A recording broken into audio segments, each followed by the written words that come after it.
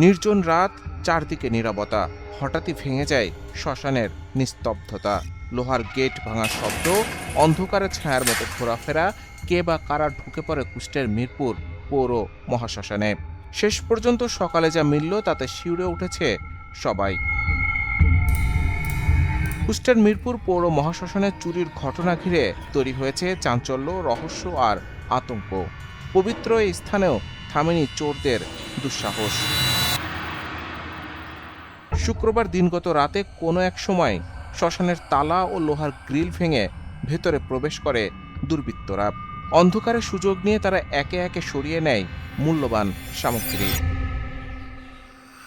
চুরি হওয়া জিনিসগুলোর মধ্যে রয়েছে চিতা সাজানোর ৬টি লোহার রড, একটি পানির পাম্প এবং পিতলের একটি ঘট।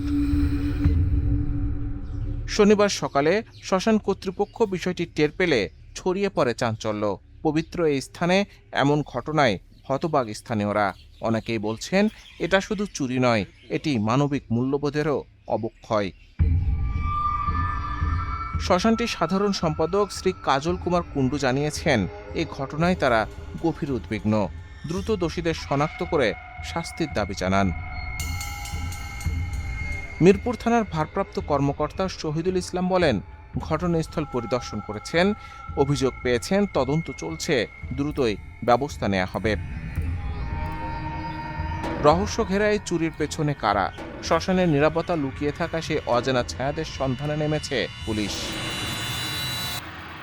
Desk report, news update.